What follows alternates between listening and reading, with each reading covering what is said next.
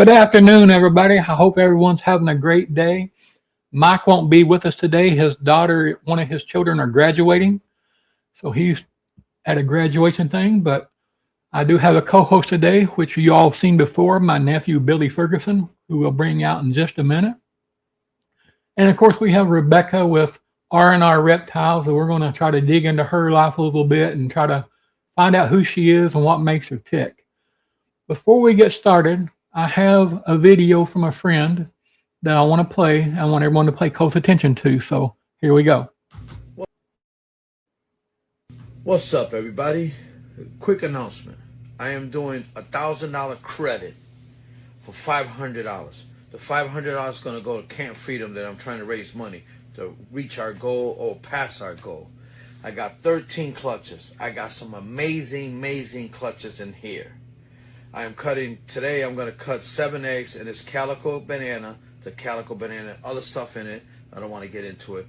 So if you want to get $1,000 credit for $500, and I'll make up the difference. If the snake is worth $500, I'll give you another snake. If the snake is worth $1,200 or $1,500, we got it even, $1,000. So hit me up if you want to get $500 for $1,000 credit. The money's not coming to me. It's going to Camp Freedom. So check me out. That's a good deal for anybody. If you know Sammy, he carries some heat up there. Got a lot of very nice snakes, and he's not a selfish man. He says he'll give you a $1,500 snake if that's what you choose. He'll give you the best one he got. He's not like that. He's the most giving man I've met in this business. So go and support Sammy at Bull Pythons 44 and Camp Freedom and Fat Man Nation, but with deeds, not words, too. I'm going to bring my co-host Billy out with us real quick. We'll welcome everybody in, and then we'll get Rebecca up and get started. Hello, G-Paws. How's Knoxville, Tennessee? Knoxville, Tennessee is dry and humid today, so it's much better than the downpour we've been having this past week. Well, that's good. We still have rain. You can keep it. I enjoyed what we had. I'm trying to get it to move on out. It kind of hurts my bones. Rain. my bones does what it does. So. Yeah. Little rain don't hurt that. Well, those of you who don't know it, Billy's a man of many hats, and he gets to interview a lot of celebrities. And yesterday, he got to interview none other than Gandalf from The Lord of the Rings. Why don't you give us a couple of highlights from that interview, Billy? I am a huge supporter of the LGBTQ community. I've served with the Pride councils in the past, or committees of the past areas where I've lived. And the name that he's been called by many of my friends is the gay icon. And we got to talk a lot about that part of his life and the advocacy he's done for the LGBTQ community. We talked about how his career spanned for many decades, and how he has from the Marvel Cinematic Universe to the Lord of the Rings universe. He just had an amazing career, and Sir Ian McKellen. So he is an amazing person, and I enjoyed every moment of it. He is very kind and caring man. That's awesome. I wish I'd have been a fly on the wall. That's one of the little perks I get. I've got to do these past few years and interview some cool people, and no one as cool as you, G-Paws. So I'm glad to be here today. All righty. We'll go through the comments and recognize everyone real quick. We got Duval. He's at his daughter's graduation. We got this double dipper here. Oh, no, that's Duval again saying hi, Rebecca. I messed that one up. It's all good. And Mitzi, the greatest supporter of all podcasts, and Little Parker. I hope he's there watching today. My good friend Bosa, a very fine young man. I'm not sure who this lady is, but she hangs around my house a lot. You talking about the Hobbit? Gandalf? Yeah. Gandalf knows the Hobbit. For sure. There's Mitzi again. got Reptile. I think his name's Michael, if I got that right. I'm not sure. And of course, old Nick, he's in the process of moving. He's going from Alabama to Georgia. He'll be traveling tomorrow, I guess. Last week's guest, we have Rebecca in the house. Dennis West, Go Raiders. Macomorph, Smooth Operator. And Dustin with Clowning Around Pythons. If you will, I'm going to ask everyone to scroll up in the comments to where I posted a link. If you can do that. Trying to find it here.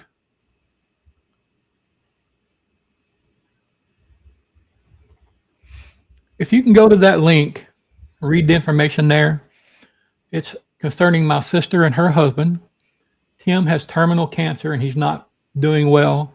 He requires her care pretty much 24/7, depending on her, which means that she can't work, he can't work kind of thing. And they're trying to sell some shirts to help fray the cost. So if you would check that out, I would appreciate it. You can email her here at terrylynn615@icloud.com to purchase a shirt, and she'll send you an invoice and get it out to you. And it's a nice shirt. I didn't get the image up here, but that link will take you to it. So if you can do that, I would greatly appreciate that help. I can attest to, as I'm a child therapist counselor to kiddos living and their families living with cancer. I've lived with cancer now for the past 8 years. Cancer is no joke. Cancer hates equally, and anybody that's had to live with it or deal with it knows how horrible it is. And the sad thing is when you have to deal with it and then have to live with the financial burden at the same time, it makes life pretty hard. So yes, once again, if anybody would, even if they'd share the post there and tell a friend, tell a marketer, whoever, just share it. So it'll help our family and help a very good person. Thank you. Thank you, Billy. All right, we're going to get Rebecca out here and we're going to dig into the show. So let's see if we can get her to the stage. It's a long walk. Oh, she made it, and the light's still working. Lighting is awesome. It is. Well, how are you, Rebecca? I'm hanging in there, right? Hanging in there. Where are you hanging in there from? I'm hanging in there from Austin, Texas. Austin, Texas. Never been there, but a very awesome place, I've heard. It's all right. Well, it's kind of country music, so I guess I could dig with Austin, okay? Yeah. They got a lot of country bars around there, I think. Not that I go to bars, but Yeah. They have country places. We'll put it that way. Yeah. Well, introduce yourself. Tell us a little bit about you and all that good stuff. Ooh, I'm not really good at that. Okay, let's see. So hi, my name's Rebecca. I am with RNR Reptiles. I'm actually in the process of rebranding my name and making a business because I came up with RNR Reptiles when I was super, super young, probably about like 8 years ago. And I just ran with it because I was like, I don't know what to put, So I'm in the process of rebranding and officially making a name and a logo and everything like that. So I will not be RNR Reptiles for long, but for now, that's what I am. I'm 23. I have been dealing with reptiles for probably about 8 years now. I've caught reptiles and animals my whole life. As a kid, I used to live in Florida, and what isn't outside in Florida? So I used to go outside. Everything in Florida tries to kill you. So yes. Yeah, exactly. So I used to just go outside and catch lizards and everything. So I've really been around reptiles my whole life, but I grew up with gators in the backyard and stuff like that. But I really sat down and started seriously keeping reptiles about 8 years ago. and I've kind of grown since then a lot, a lot. And this last really year or two, I've sat down and started working on breeding projects and started to build and have my own reptile room and start to kind of focus down on what I really want to do in the long run. And that's where I am now. What is your main focus as far as reptiles go? Arboreals. Okay. Definitely arboreals. Which one's your favorite? I'm hyper fixated right now on on Amazon tree boas. Okay. But I have green tree We there she is. loading back in. You're fine. Can you see me? We can Okay. see you. Can you hear us? We can see you. Can you hear us? Can you see me? Can you hear me? Can you see me? Can you? Oh. Yes. Yes. I'm like, what's happening? Okay. I've been I've since I was started. I my first snake was a green tree python. So that's really like my first arboreals that I focused on for a long, long, long, long time. I've had probably about 9 or 10 green trees over the course of 8 years, And I still have green tree pythons. I'm still working with them. I'm still going to be producing some. But I really kind of dove into Amazon tree boas recently. And I have some other kind of projects with arboreals that's going on, and also some future projects that I'd like to work with. So we'll see where that takes us, I guess. Did you was your GTP kind of striky? Did he like to? No, he was the sweetest thing in the world. He was like a ball python. He was just, I could go in there and he would be as chill as days gone. In general, that's what we normally hear is that they're always wanting to tag somebody. But Yeah. I love the Amazons. Kyle has some from time to time. I think he may have some now. Kyle Yeah. Markham, Hmm. and one day I'll add that to our room somewhere. Yeah. Yeah. Yeah, I originally got them because I was told they're striky. And I like a challenge. I'm always I'm a challenge kind of person. If something is bitey and they tell me I can't have it, I'm like I'm gonna go get it. So That's cool. I was always told green trees are the meanest. They come, if you get a green tree, you can't handle it. And I was told you can't handle it. And I said, okay, I think I'll make that bet with you. And so I went out and got my first green tree, and that snake was the nicest snake ever. That's awesome. Yeah, and I have had some mean green trees. I have, but I've always been able to work with them. I'm pretty good at reading their body language and being able to work with them, and I rarely have to take a bite. Like I will take a bite. I'm not afraid of a bite, but I rarely have to take a bite because I'm able to understand what they're telling me. Hey, leave me alone, or hey, Yeah. I'm gonna strike if you move a certain way, or this and that. So I'm pretty good at reading their body language. The ball pythons don't bother me, and the boas we have, and the carpets don't bother me at all. But the blood python, and she's gentle as can be. Her name's Dulce, and she came from Bosa. I'm just not experienced with them yet, I guess, if you want to put it that way. So I hold her, and I'm learning her body language. She's never struck at me, nothing like that. She's very calm and gentle, but I'm still on that cautious going on because if she hits you, it's going to hurt. Yeah. Yeah, I blood heard, pythons are I think one of the harder ones for me to tell body language on just because they're so chunky and short that there's not much to like move, you know? yeah, you just got to watch their head and their neck, I believe. Yeah. I think it's all right there in that area. I don't know if it's true or not. Someone I heard on another podcast said that a blood python strike can break your wrist, which I don't doubt that. I don't know much about them, so I wouldn't know. I mean, anything's possible. Yeah, that's true. It only takes a Well, few pounds of force to break some bones. So yeah, I do know that the strongest python is the Apodora, and those things are strength. Yeah, they are strong. First time I held one, I was like, whoa. So uh, I know that that's a snake that you really need to be like careful with because they can break bones and they have broken bones. So How, That's something you don't want to have by yourself. how old were you when you first got your first actual snake that was yours? It was my green tree. And people are always like, oh, my first snake was ball python, or oh, my first snake was a corn snake or something. No, my first cryptid snake was a green tree. It was a diamond, but I was, oh, how long ago was that? Probably 9 years ago. I don't know how old I was. I'm not good at math. Did were Probably like 14 or something like I'm that. assuming you were familiar with snakes at that point in some realm. No. How, not all. You just went head first into it. Yeah, Okay, I did. that Yeah, worked. I had bearded dragons and turtles, before that. But never a snake. Was it intimidating to start off with, or did you just have No, love?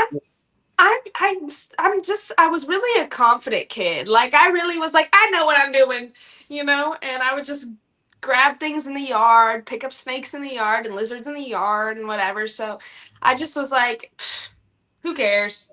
I got the green tree. Well, it's I worked. That's good.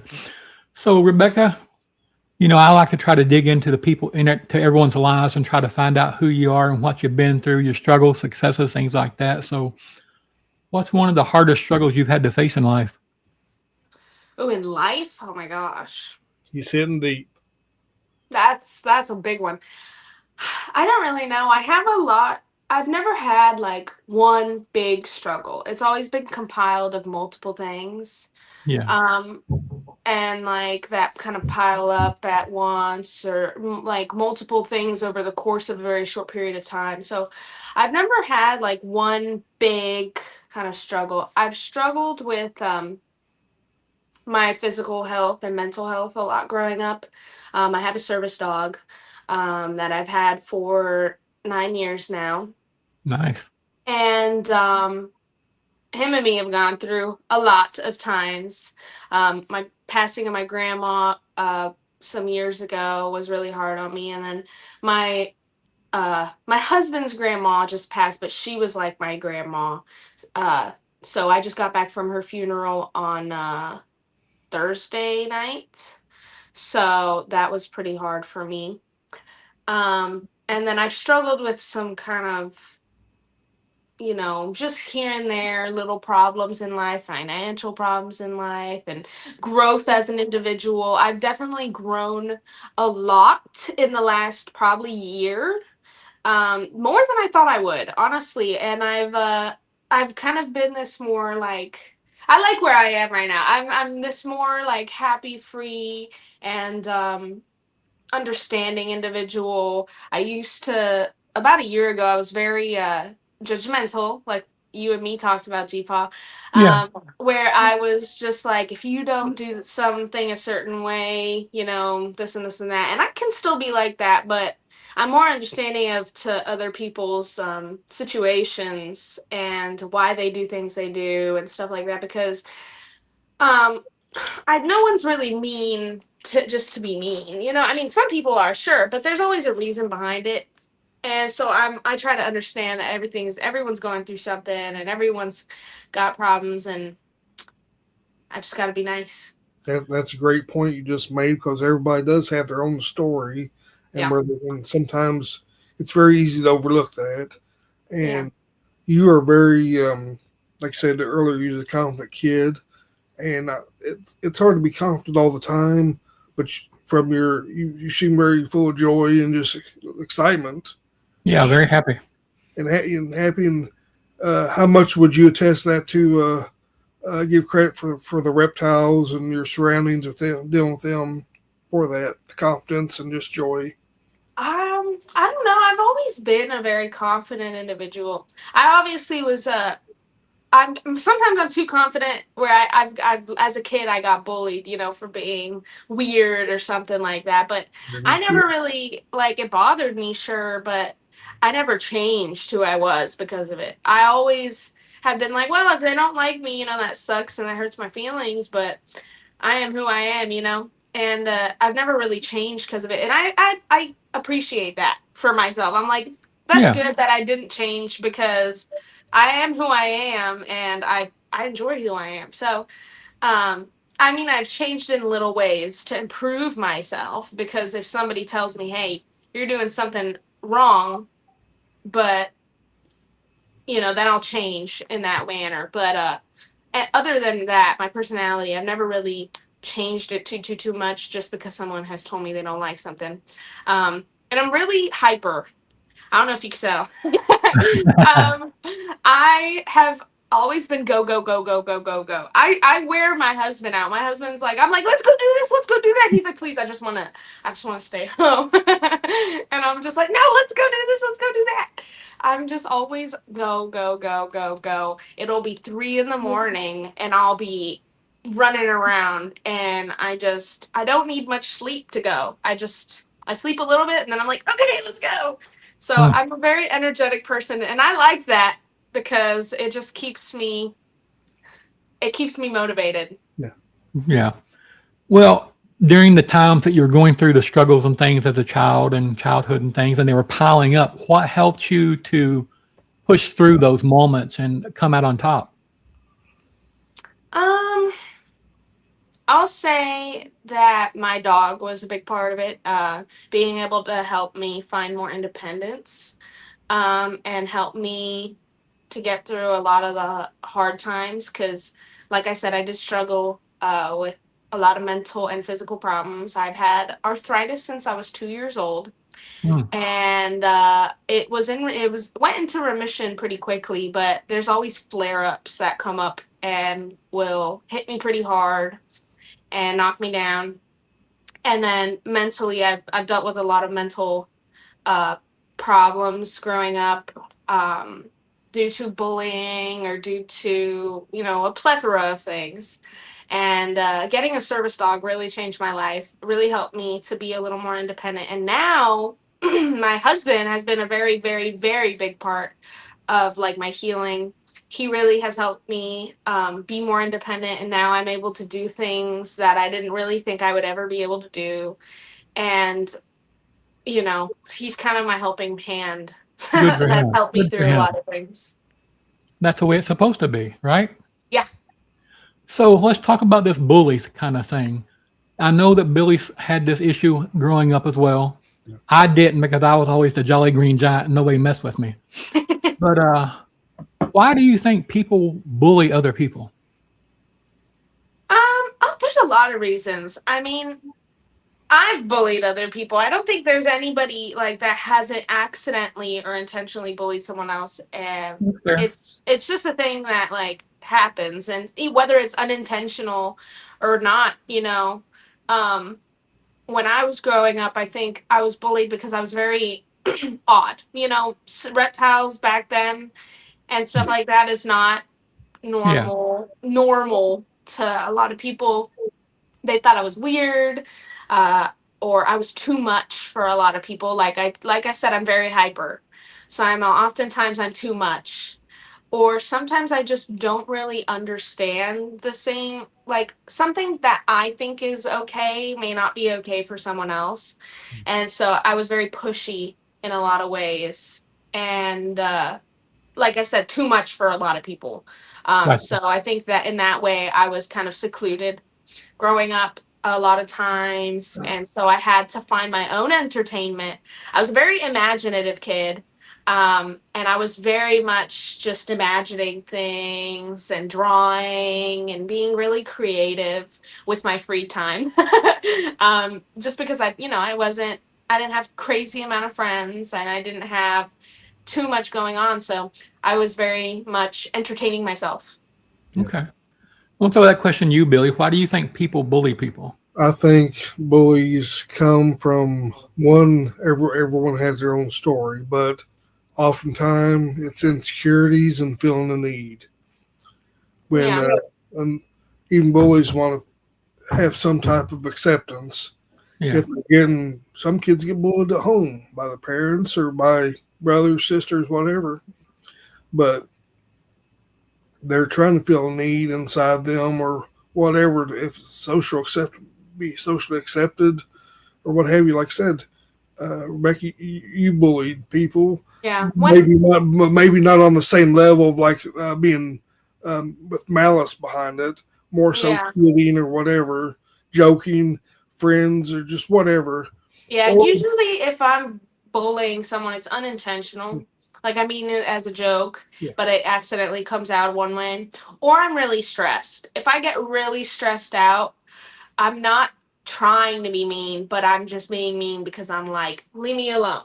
You see know? that's a good difference between what people forget. It's like agitation and bullying. Agitation Mhm. comes from just challenges of life, and bullying generally comes from um, I'm not going to say hatred, but just a little bit of malice behind it. You know, Mhm. you know, Sid I from think Sid from Toy Story.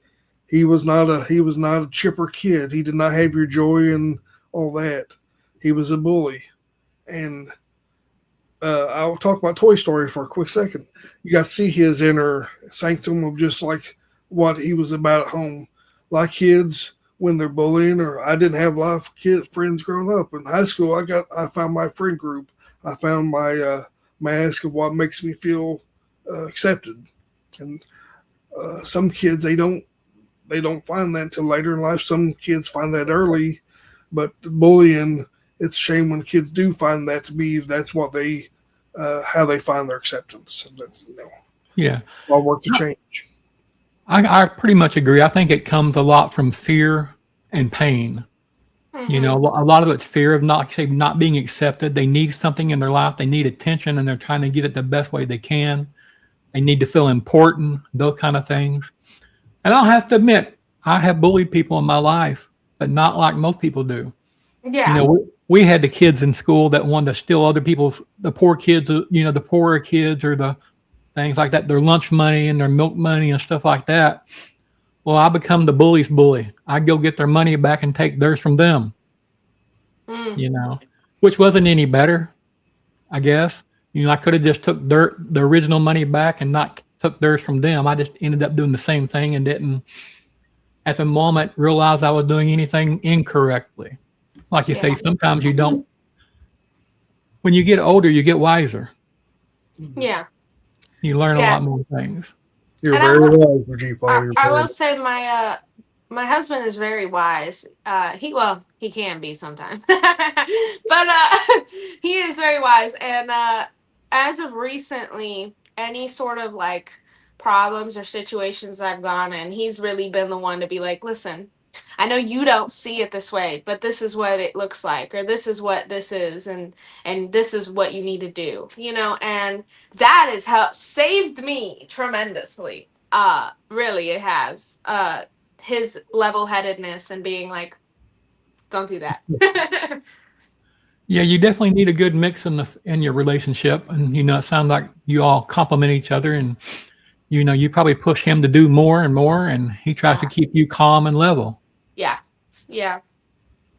So, I'm guessing your disability specific to you is arthritis, like some kind of immune system deficiency or something that causes all this, or what goes on. Yeah, so I have a long list of things. I have You're in the vertigo. right room then. Yeah. Yeah, I have vertigo, which comes and goes, but I have to be very careful as to the activities I do, or I will trigger it. My arthritis flares up whenever. I can't really control when that comes or anything. Um, I was diagnosed a while back with post traumatic stress disorder, but I haven't gone to the doctor in a long time.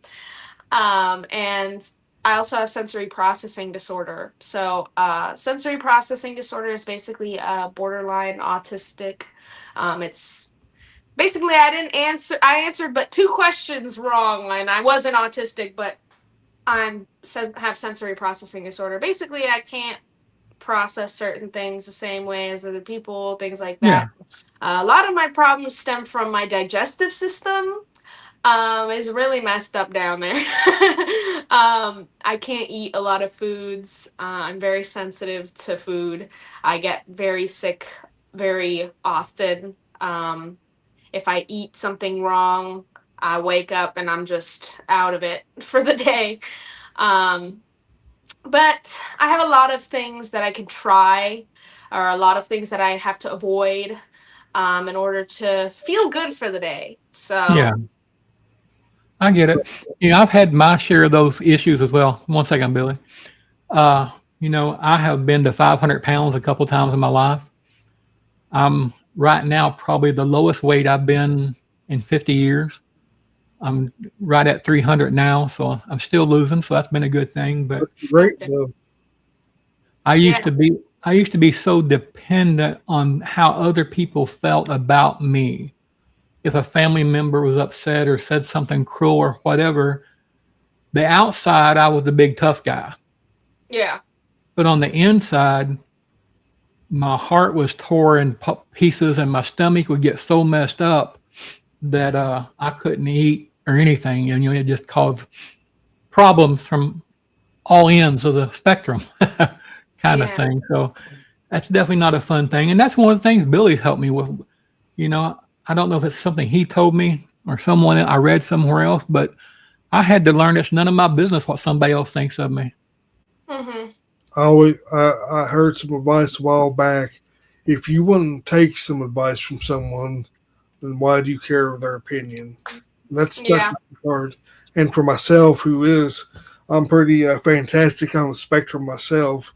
Got diagnosed with autism when just before sixth grade. Um, what people don't always realize is autism doesn't look just like one thing. Mm. Autism looks like many things, and I my autism is more social, and a lot of people always assumed I was a very social person, but it was very difficult for me to meet and um, have friends and what have you. In high school, I found my friend group, and I really appreciate that. But for the years before then, it was pretty tough. It wasn't easy, and I know how that anxiousness and nervousness can really affect a kid. Yeah. Um, on your sensory, so I understand your sensory issues. To point out, Yeah. help a lot of young kids with autism um, with those issues Yeah. and understanding. Yeah. I also growing up was I don't I'm oh there goes my light. Yay. Yay! It went out. It's okay. We uh, still see you fine. it's okay. Yeah, so I also have dyscalculia, which means I can't really do math. It's basically dyslexia for math. So I joke around about it a lot, but I'm not processing anything that's happening with math. And that sucked for me growing up a lot because all I wanted to do was science. And with science comes math. And so it was really hard for me because I had the passion and then I could pick up all of the like facts uh, of of the science. Like I could pick up. I'm a very science based person still to this day. All of my reptile care, all of my reptile information is always science based. I always have an article. I always have something to prove that what I'm saying is a fact. Right. I never will say something if it's not a fact. Um, and and I will prove that with the science that I found. But it has been very hard for me because sometimes when I pull up an article or something, it'll have math to explain why something is a certain way, and I'm like, I don't know what's happening. Right. I get Well, you. when you mentioned earlier that you said you were judgmental on that, does did you find a play in that area where you knew something was factually truth, and you'd often have to not necessarily debate Yeah, somebody, but you know it's right, I and have sometimes that. hold your tongue. That's where I'm most judgmental.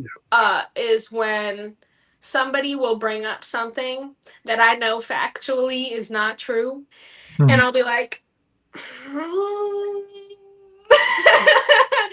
Actually, guys. Yeah. And, sometimes you just have to pick your battles, right? Yeah, it gets me in trouble sometimes still because I don't, especially in the reptile world, there's a lot of controversy on certain things or ways people do certain things and stuff like that.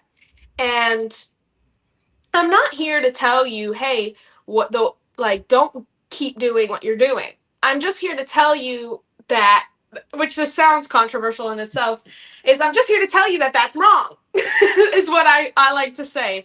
Is like when I'm on my, because I do my podcast Right. on TikTok and stuff. So all the time I'm constantly telling people this is how something is supposed to be, or this is how something's not supposed to be. And people don't realize oftentimes that they're doing something wrong. Oftentimes they think that something's right because it's very normalized. So I've tried to be less judgmental in that I'm still judging, but I've tried to be more open with the fact that, hey, I understand you didn't know. And I understand that you didn't know what you were doing was wrong, or you didn't even know that that was a thing. And I'm not here to bash you, and be like, hey, whatever. I've actually been really, really open minded about other people's way of doing things, because you can't change something overnight. And you can't change something because money isn't unlimited. You know what I mean? Like, Right. people started and they have things a certain way. Just because I come in and say, hey, that's wrong, and I give you the reason why, doesn't mean people can change it overnight. And I think I used to be very avid in the ethical community, and I quotation that very highly, because the ethical keepers of the reptile world are very judgmental, very, very judgmental individuals, and they will not give you any leeway at all. But being an adult, which I have become an adult over the last few years, um, being an adult has helped me realize that you can't change overnight, and that I need to be lenient with the people that I'm educating, because I've told you this and I've educated you on this. Now it's your time to go and slowly transition. If you can, you do what you can do. Some of my friends keep in racks. Obviously, racks is a very big part of the community. And I've slowly helped them to improve their racks, to add hides or to add some enrichment in order to help improve the quality of life for the animal, and to improve their care overall. And I'm happy with that. If I can just add a little bit of changes in order to improve something, I'm happy with it. That's great. I've been through a lot of that. As October 1st of last year, I had 0 reptiles. Wow. Never had one. Now we have probably counting geckos and all the different kinds of snakes and things, we probably have 80 animals. Oh, wow. That was fast. Yeah. Ferguson's do one thing. They do nothing half-assed. It's 100 mile an hour. Yeah, one day he told me, hey, I think I'm going to get into snakes. And he did. That's what we do. He kind of slips in. But they've helped me tremendously. And talking about that, most of the people out there listening know that I try to work with veterans and introduce them to this community, because it helped me greatly also with my PTSD and things like that. I can pick up one of my animals and my mind, the noise that might be going on just disappears. And I, quickly learned that I wanted to be able to help other people in the same manner. And that veterans, for sure, I know a lot of them face these kind of issues. So I try to teach them, all about the husbandry and things, how to read the animals, things like that. And then when they're comfortable and I feel they're ready, donate them a snake. My goal has been wanting to be able to provide them with the enclosure and the whole 9 yards. So we've been trying to offset expenses in different ways we could. The rats are helping now. They're definitely, I think we probably got 300 or 400 we need to wean right now, kind of thing. So that, and the wife's got into isopods. I think that's a big deal. And there's more profit in isopods than they are in rats. Yeah. There's people selling 10 isopods for $80 in places. I mean, it's crazy. But anyway, with that said, I was looking for a substrate sponsor.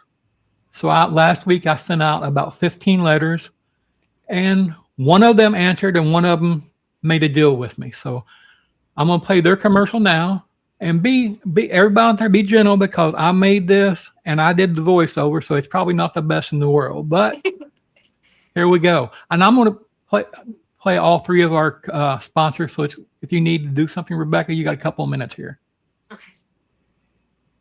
Okay. Today's episode is proudly sponsored by B&S Reptilia, a family-operated reptile business built on quality animals, responsible husbandry, and a true passion for educating and growing the reptile community. With a diverse collection of species and a commitment to animal welfare, B&S Reptilia continues to set the standard for excellence. We're also proud to feature Coco to Go and the Chipper, premium coconut-based substrates engineered for superior humidity retention, exceptional odor control, moisture absorption, and ultra-low dust performance. Whether you're keeping ball pythons, boas, or other reptiles, these substrates help create a cleaner, healthier environment. Support the companies that support reptile education and the Behind the Scales podcast. Go out today and get your Coco to Go or the Chip. Looking to take your reptile game to the next level? Husbandry Pro is the all-in-one tool serious keepers and breeders trust. Track feeding, sheds, weight, breeding, and lineage, all in one place. Monitor your entire collection with ease, stay organized, and never miss a detail again. Whether you've got a few snakes or a full-scale operation, Husbandry Pro keeps your records dialed in and your animals thriving. And right now, you can try it. Free. Use code RIVENSFORGE. 60 and get 60 days free. That's Husbandry Pro, built for keepers by keepers. ReptileAds.com is the modern marketplace for buying and selling reptiles, amphibians, and exotic pets. Built by Purple Turtle Technologies, we're creating the most trusted platform in the industry. Join thousands of breeders and collectors on the most trusted reptile marketplace. List your animals, connect with buyers, and grow your business with Reptile Ads. Enjoy your easy access to stores as well as a genetic calculator for your convenience. Stop by and check us out today.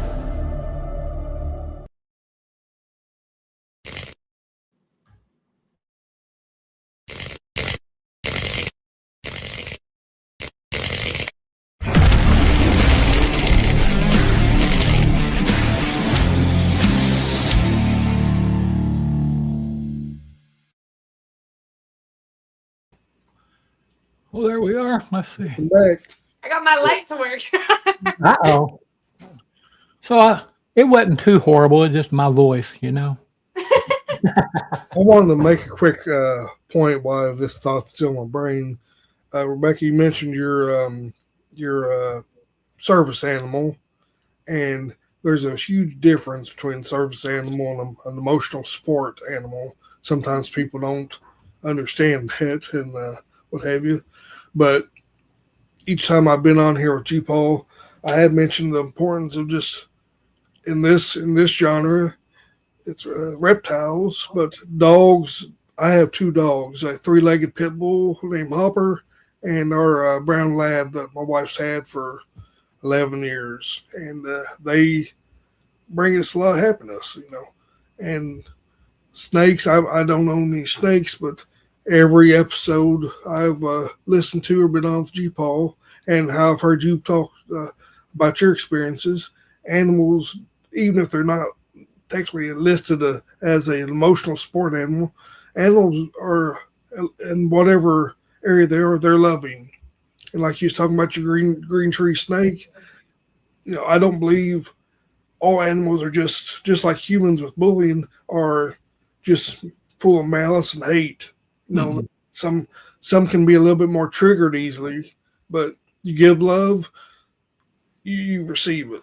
And you may have to give, you know, on those animals that are triggered a little bit more easy. You know, you might have to go about it differently. But the relationships people build with these animals and reptiles, whichever, is a very positive thing. And I've noticed how you've, even with your service animal, you smiled, and you've every experience you've had, you've done it with excitement. We've talked about it, and I've heard previous G-Paw guests, and every time he talks about it, that's been a big thing for him this past year. Huge positive action, and just want to point that out that before I lose my my stroke thought. But I just think that's a wonderful thing. Is what built your all's reptile community together. Welcome in, Kyle. Hi, Uh, Kyle.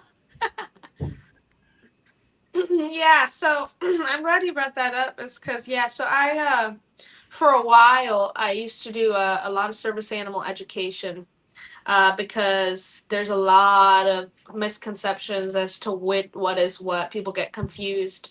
A lot of people with emotional support animals think that they can go out into public areas and bring their animals, and that's just not how it is.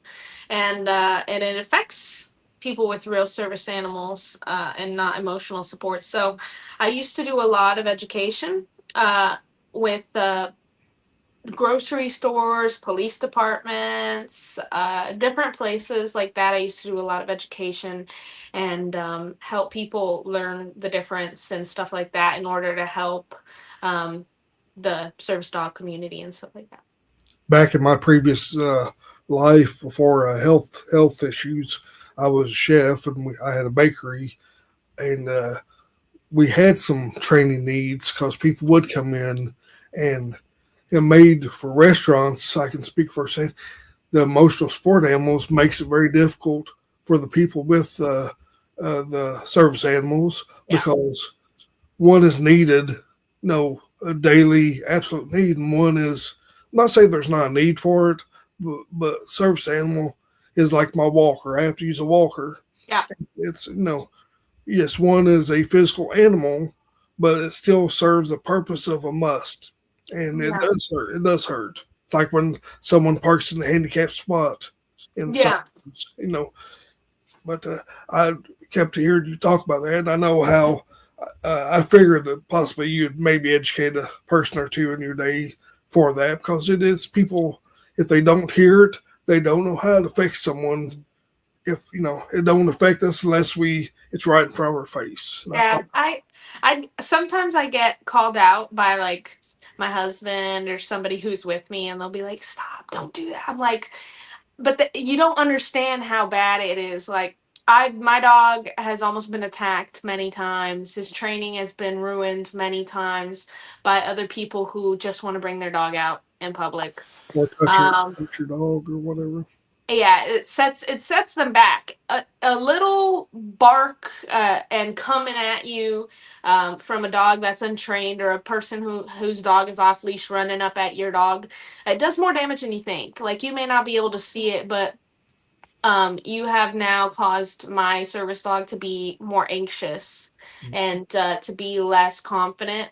And that can do a lot of damage when they're trying to Certainly. do their job because they're more worried about other things and getting attacked than worried on the person. So I've definitely tried to do my part in advocating for service animals and trying to do as best as I can to help other handlers to feel safe or to feel more comfortable. Well, This is, communication is key, and G-Paul does a lot of that. I'll just say this real quick, so I don't want to. But you've done a wonderful job, I think, taking from your being, how you would say stubborn or whatever, to changing that into clear communication and education. That's where that's very cool. now, I Thank you. bet you something's happened to Billy with his dog that yours has never done. Has your dog ever drop kicked you and knocked you down? No, he's too small for all that. My little three-legged pit bull, not little, but yeah, he drop kicked me over my couch the other night. My wife laughed me up. He may have 3 legs, but he runs very fast and he is very strong. Yeah, no, my dog's too small for all that. So tell us about your husband. How did you all meet and those good things? Oh wow. So I met him on a video game, actually. We met online on a game called Red Dead Redemption. Heard of that? Um, yeah, and we met in a group that he was part of, and yeah, it went pretty quickly, it was a pretty fun time in my life that I'll always cherish. We would be on that game from 9 a.m. to 4 a.m. the next day, you know? And then we'd go to bed and wake up and do it all over again. And it was like that for years, about 4 years. I just played that game all day, every day. And we were long distance, obviously, at the time. I lived in Florida. He lived in Kansas.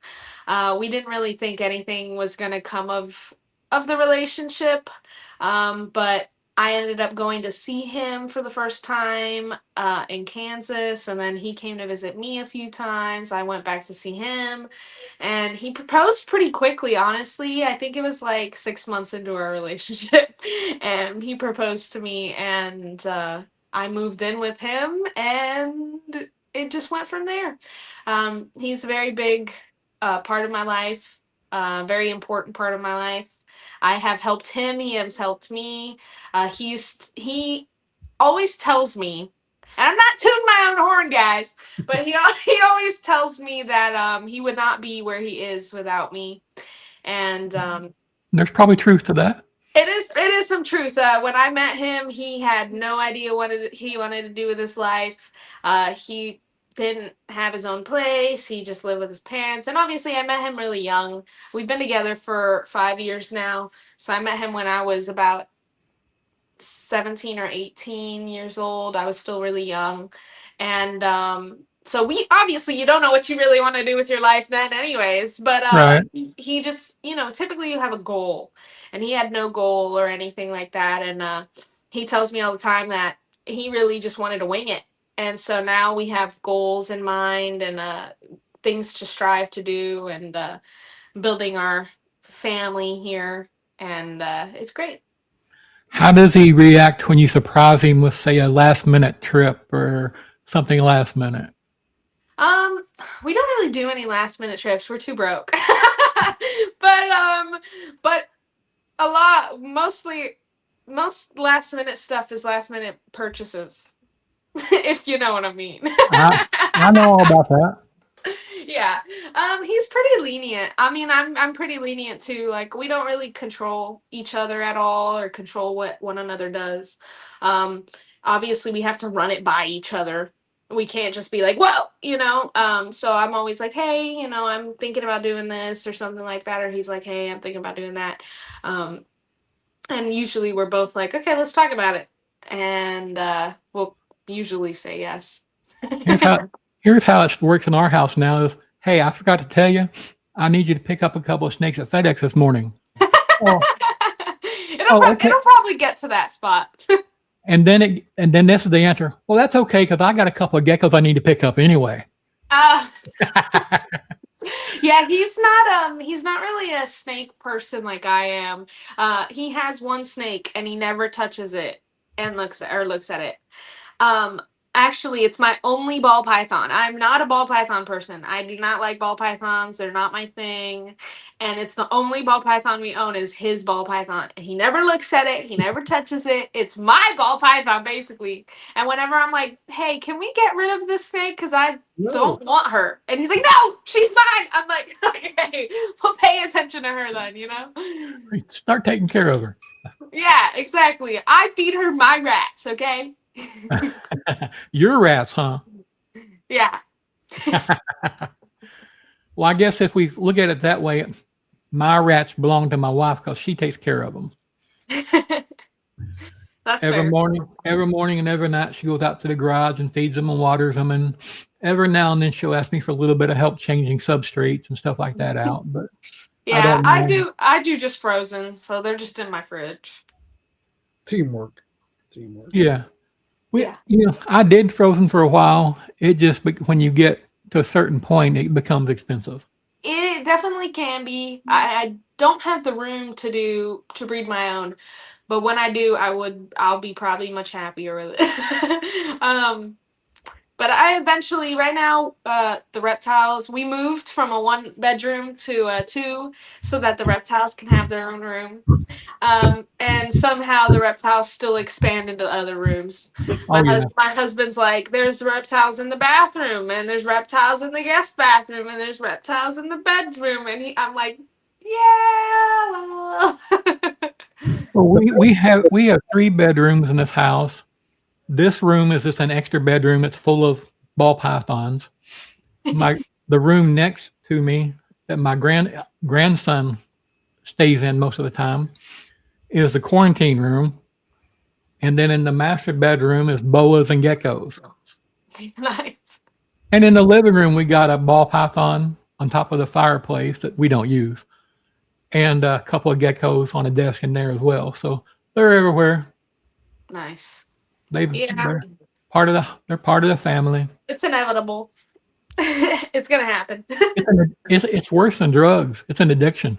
It is. It's pretty. Yeah, it is. I'm pretty. I told for a while I was just buying things I wanted. I was just like, oh, I want that. I want that. I want that. You know. And then I was like, my husband was like, okay, listen, that's too much. I was like, okay.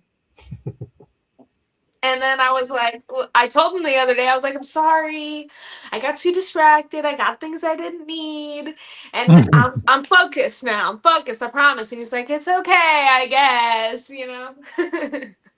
Well, since we do deal with reptiles and those Amazon tree boas are so beautiful, you want to show a couple of them? They're all, most of them are in quarantine. Okay. But let me see if I can get you over there.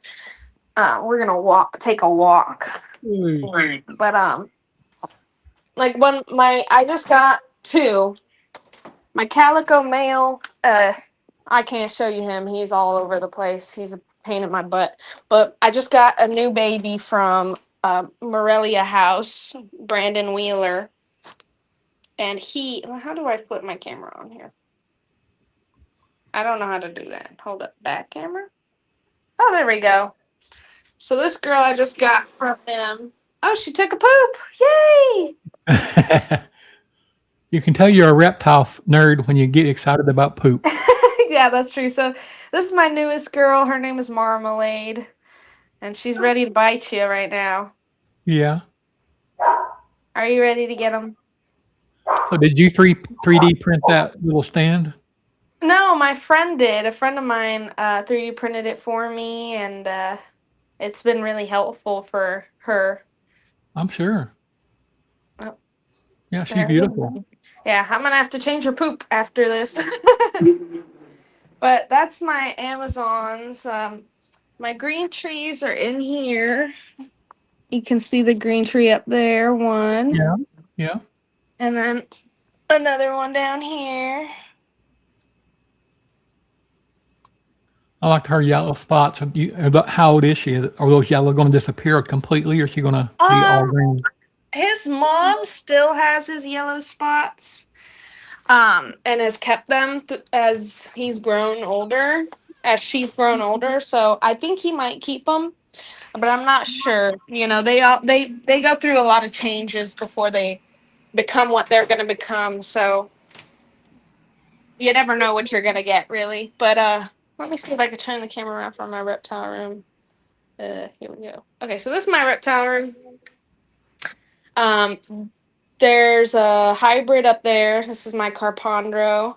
Okay. There's a rainbow boa in there, and then I don't know if he's out, and I think he's in his hide. But this is my rough scale python. Over here is my Jamaican boa. She is out right here. I don't know if you can see her. Here. My Jamaican boa. We believe she's gravid, so we're waiting on babies from her. And then her boyfriend, who is right there. Yeah. Oh, I love that color. Yeah, they're really pretty. And then my ball python, that's my husband's, is down there. This is a gecko over here. And this is a big tent that I'm building out. It's not done by any means, but it's been a lot of work, so I took a break. But I'm building this out for my carpet python. It'll be a huge tank for her.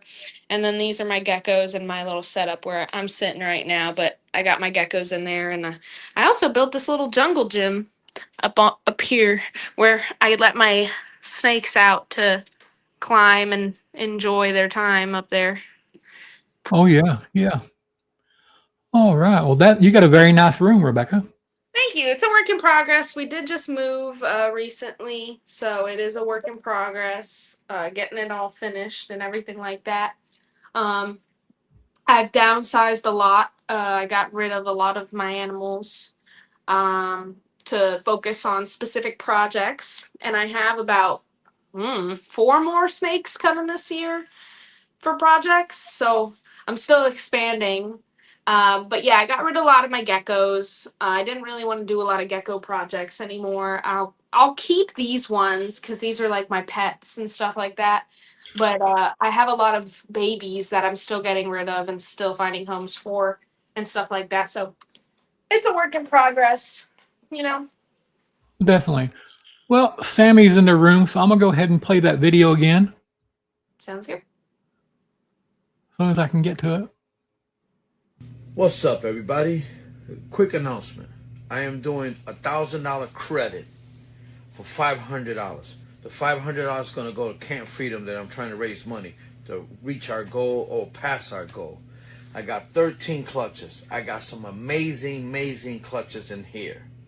I am cutting, today I'm going to cut 7 eggs, and it's calico banana, other stuff in it. I don't want to get into it. So if you want to get $1,000 credit for $500, and I'll make up the difference. If the snake is worth $500, I'll give you another snake. If the snake is worth $1,200 or $1,500, we got it even, $1,000.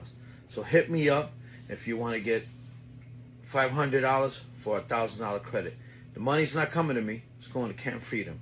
So check me out. We must have lost Billy, but yeah, I told Sammy I would help get that out, and I shared it on Facebook. So I downloaded the video and thought we could help somewhere here and make sure everybody sees it. So if you guys will go to his Facebook page or Instagram and share that as well, maybe we can get a couple of people to do it. He'll do more than one, I'm sure. So Rebecca, we're pretty much done, been on for an hour now, and I'll try not to take too much of your time. One of the questions I like to ask is, looking back at your life and what you've been through and things you've dealt with, somewhere there's another young lady going through the same thing. What advice would you give her? Oof. Oh man, that's a hard one. That's a loaded question. Be yourself. Definitely be yourself and keep doing what you're doing. But don't be afraid to admit when you're wrong. I think that's the biggest thing is don't be afraid to admit when you're wrong. I've not wanted to admit I was wrong in many situations, and it's gotten me nowhere good. So don't be afraid to admit when you're wrong. Make sure that you're never put in that situation where you're wrong and then you're getting bombarded by individuals because you were wrong, and everyone knows you're wrong. So be nice to people. Learn when to admit that you're wrong, and put yourself in other people's shoes when you're doing something.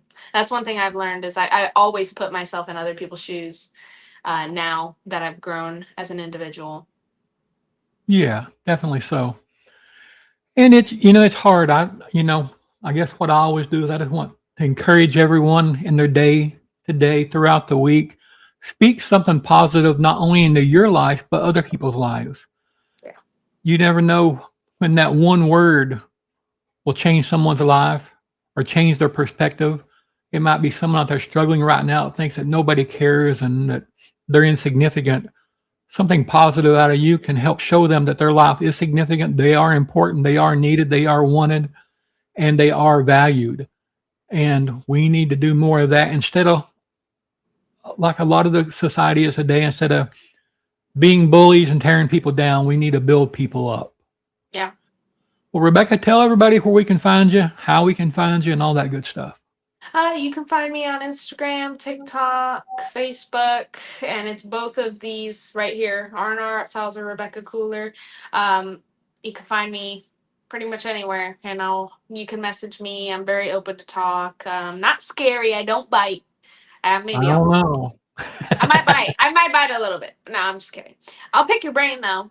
But yeah, I do a lot of TikTok content, a lot. I'm live with friends, usually chatting.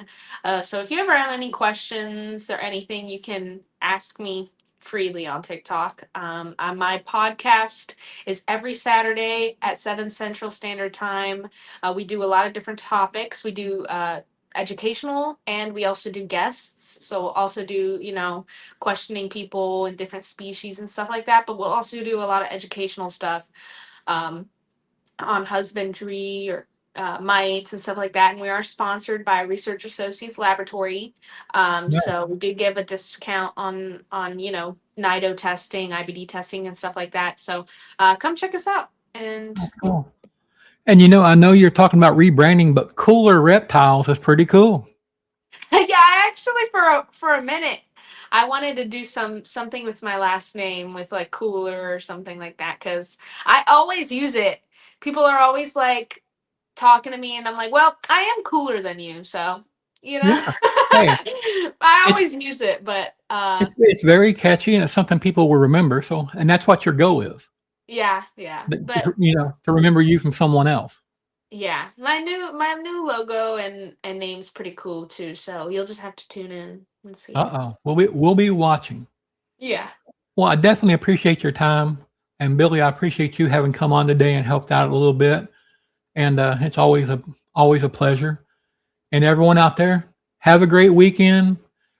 Don't be jealous. Tuesday night, I'll be sitting in Gulf Shores, Alabama, at the wharf with Jelly Roll. So we're going to see him on Tuesday. So everyone have a great week. And Nick, buddy, I'm thinking about your move. Be safe and get to Georgia and unpack. And everyone have a great time. And pay attention to this outro. It tells you more about deeds, not words too.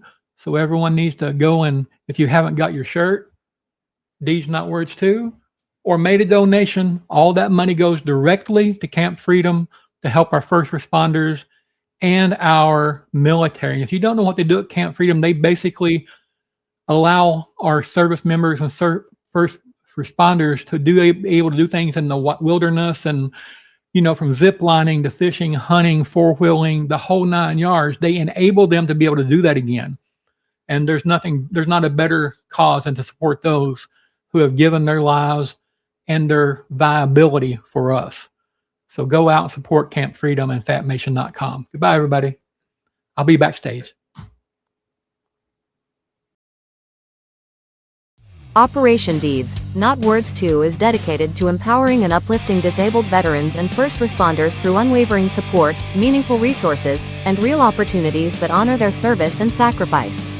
Our mission is to build a thriving, impactful organization driven by the shared vision, commitment, and accountability of our team, because when we work together, there is no ceiling on what we can accomplish. We are equally committed to the growth of our team members, actively encouraging them to expand their voices, followings, and businesses as essential pillars of our mission. Being part of Operation Deeds, Not Words reflects great credit upon our members, uniting communities in the Fat Man Nation. Green Line morphs under a shared purpose rooted in service, resilience, and action-driven impact. Deeds, Not Words.